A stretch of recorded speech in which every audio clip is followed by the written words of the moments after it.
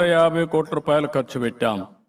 Police stations కానీ, residential quarters కానీ, మౌలిక సదుపాయాలు, మంగళగిరి పోలీస్ హెడ్ క్వార్టర్స్, అదే మాదిరిగా టెక్ టవర్ నిర్మాణం కోసం 170 కోట్ల రూపాయలు ఖర్చు పెట్టాం.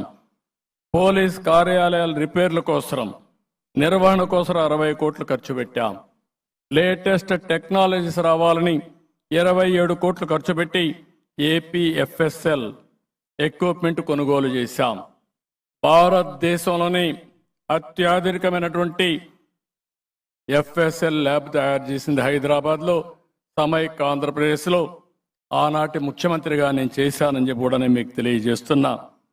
కమ్యూనికేషన్ సిస్టమ్ కోసం, డేటా సెంటర్ ఏర్పాటు కోసం 25 కోట్లు ఇచ్చాం. వెపన్స్ కానీ, మొబిలిటీ కోసం, ఇతర నిర్మాణాల కోసం రాష్ట్ర వాటా కింద 80 కోట్ల రూపాయలు ఇచ్చాం. పోలీస్ సంక్షేమం కోసం ప్రతి సంవత్సరం 5 ఏళ్లలో 55 కోట్లు ఇచ్చాం. ఈ ఆఫీస్ కోసం 20 కోట్ల రూపాయలు ఖర్చు పెట్టాం. ఈ విధంగా మీరు చూస్తే ఏపీ ఎస్పీహెచ్సిఎల్ కింద 617 పనులకు 320 కోట్ల రూపాయలు ఖర్చు పెట్టి మనం ముందుకు పోయే పరిస్థితికి వచ్చాం.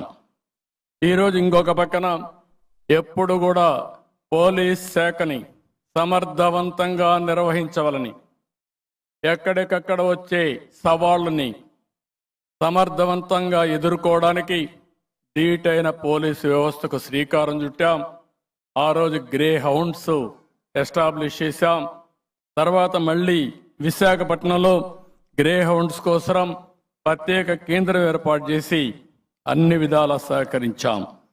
దీనికోసమైతే కేంద్రం అయితే 219 కోట్ల రూపాయలు ఇవ్వడానికి సిద్ధపడితే గత ప్రభుత్వ కారణంగా అది కూడా తీసుకోలేకపోయారు. కొత్తగా ఫారెన్సిక్ ల్యాబ్ ఏర్పాటు చేయడం, రీజనల్ ల్యాబ్స్ ఏర్పాటు చేయడానికి కేంద్రం 152 కోట్లు మంజూరు చేస్తే అది కూడా తీసుకుపోలేకపోయారు. కేంద్రం ఎప్పటికప్పుడు పోలీసు వ్యవస్థని ప్రక్షాళన చేయడానికి, అవసరమైతే ఆధునీకరణతో ముందుకు తీసుకుపోవడానికి ముందుకు వస్తున్నారు. అదే మాదిరిగా రాష్ట్ర ప్రభుత్వాలు కూడా పోలీసుల పైన పెట్టే పెట్టుబడి రాష్ట్ర అభివృద్ధికి పెట్టే పెట్టుబడి. అందుకని మొదటిలో నేను ఇప్పుడే కాదు, నేను ముఖ్యమంత్రి అయిన 95 నుంచి ఎప్పుడు కూడా పోలీసు వ్యవస్థ పైన ప్రత్యేక శ్రద్ధ పెట్టాను. రాగ ద్వేషాలకు అతీతంగా ముందుకు పోయాం.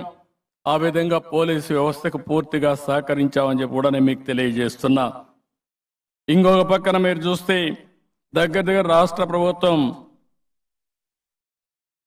వచ్చిన డబ్బులు కూడా యూటిలైజేషన్ సర్టిఫికెట్స్ ఇవ్వకుండా రాష్ట్రానికి రావాల్సిన 186 కోట్ల రూపాయలు రాకుండా పోయే పరిస్థితికి వచ్చింది.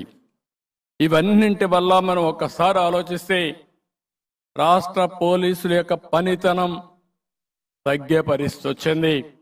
ఎప్పుడైనా మిమ్మల్ని లా అండ్ ఆర్డర్ మెయింటైన్ చేయాలని కోరినప్పుడు మీకు కావలసినటువంటి ఆధునికమైన ఆయుధాలను ఇవ్వడమే కాకుండా సాంకేతికపరమైన పరిజ్ఞానాన్ని, లేటెస్ట్ టెక్నాలజీని ఎప్పటికప్పుడు మీకు అందించవలసిన బాధ్యత ప్రభుత్వాలపైన ఉంది.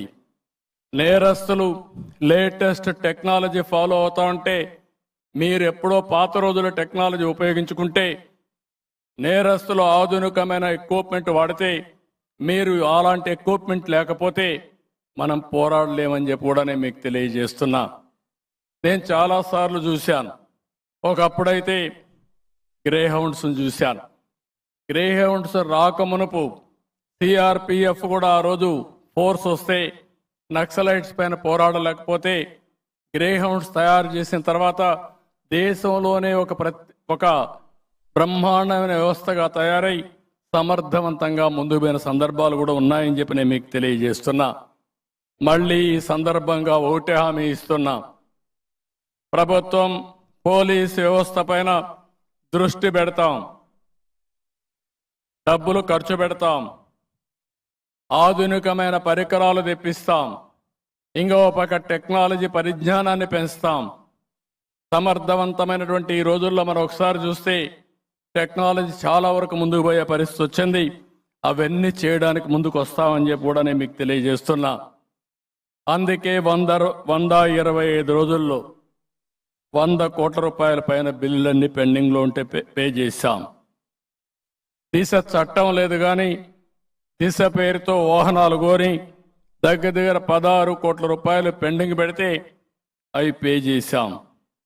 కమ్యూనికేషన్ పరికరాల కొనుగోలు కోసం, నిర్మాణాలు, సైబర్ ల్యాబ్స్ కోసం 20 కోట్ల రూపాయలు గత ప్రభుత్వం పెండింగ్ పెడితే అవి కూడా క్లియర్ చేశాం.